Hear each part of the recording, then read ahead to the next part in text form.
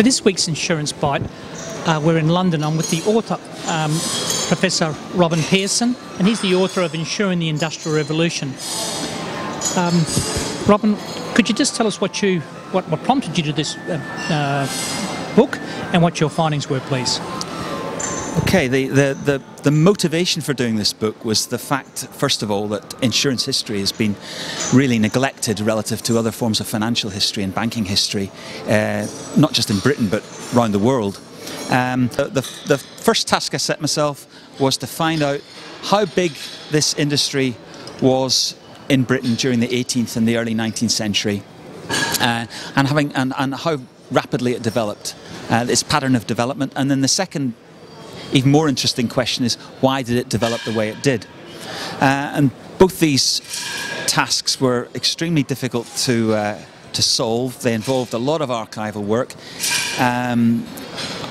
thousands of hours in the archive, looking at hundreds of records of different insurance companies.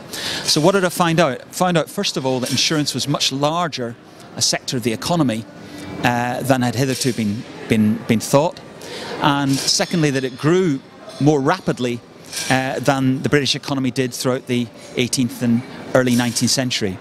That's to say that insurance was one of the most dynamic, one of the biggest and most dynamic sectors of certainly financial services in Britain during this period.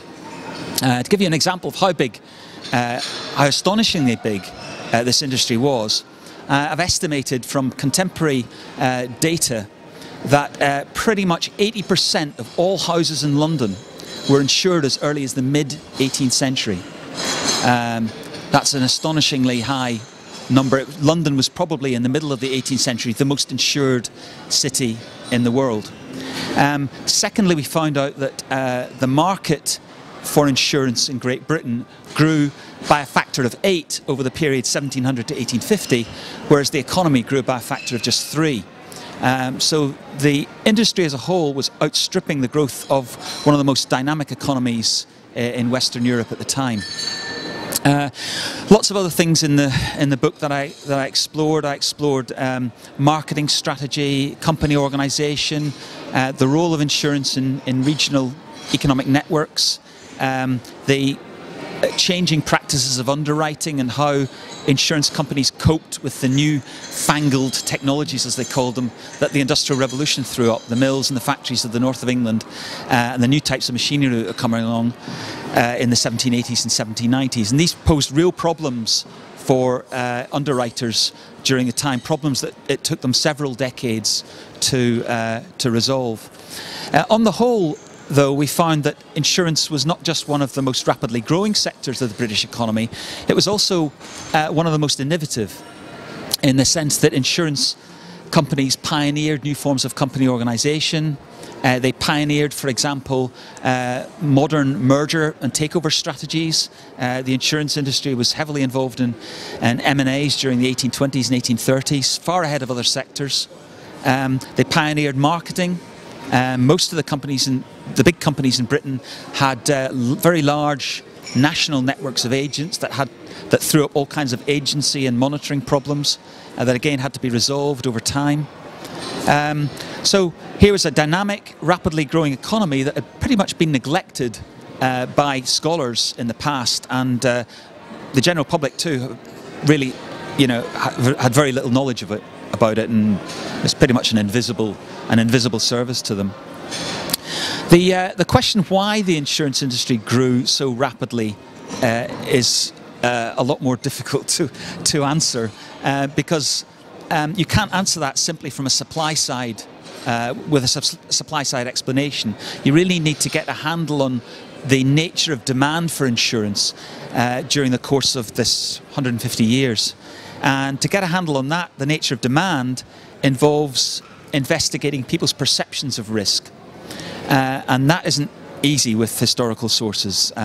You tend to have to rely on, there are no metrics that you can collect. You have to kind of rely on tidbits, scraps of information from diaries, from court trials, from newspaper accounts and so on.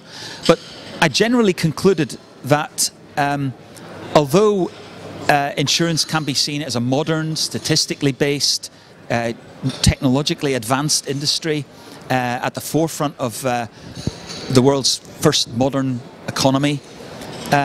People's perceptions of risk, the perceptions of the people who bought insurance policies are not quite so easy to pin down to the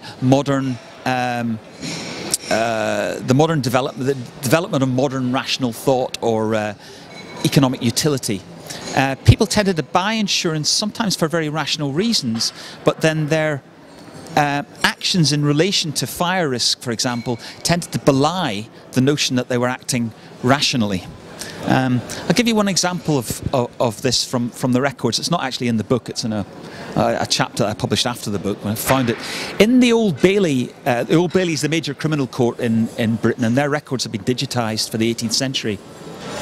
There's a court case, a trial of a woman called Elizabeth Calloway, who was taken to trial prosecuted by the Royal Exchange Assurance Company in 1735. What had happened was she ran a lodging and a brandy house in a rather rundown area of central or working class London in the 1730s. And she'd taken an insurance policy out with the Royal Exchange for £150 for goods in her house. Now, one night, her house, a fire broke out, and her house burnt down, together with that of two of her neighbours. The insurance company was extremely suspicious that this was a fraudulent case, so they took her to court, and the evidence that appears at the trial is very interesting. Elizabeth Calloway's defence was that she'd taken the insurance policy out for very rational reasons. Her closet was backed onto a cook's parlour.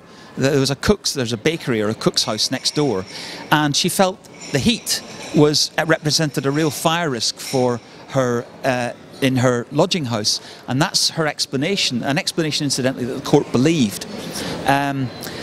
However, other evidence suggests that she also allowed her lodgers to get drunk in the evenings and wander up and down her stairs with lit candles. So here's sort of an example of ambivalence. On the one hand, a working class woman, relatively low down in social status, taking out an insurance policy, very rational, modern thing to do. But on the other hand, her actions in terms of how she monitored the behaviour of her drunken lodgers tended to belie the story of a rational, well-insured, prudent housewife. So there's lots of ambivalence, and that ambivalence in attitudes towards risk and insurance kind of runs right through the 18th century, well into the 19th century, and it's difficult to pinpoint a time when that ambivalence disappears and people react. I suggest, perhaps even in the modern insurance world, that people they don't always equate insurance with a rational decision. I'm sure. In terms of the way they behave towards different types of risk. If it wasn't for the actions of stupid people, I think the three biggest causes of fires are men, women and children, and it's just doing dumb things. With the benefit of hindsight, you'd never do it, but at the time people just don't think that that's a logical consequence. So I can understand that she sees this one risk, but she probably doesn't think that risk of the always put that down to moral hazard. No. Because it's sometimes not a conscious decision to take risks. It's very often habit, irrational behaviour. So because it's not moral hazard, it's difficult for the underwriters to get a kind of handle on it, I think. Thank you, Professor Pearson. You've been watching Insurance Bites. We'll see you next week. Thank you.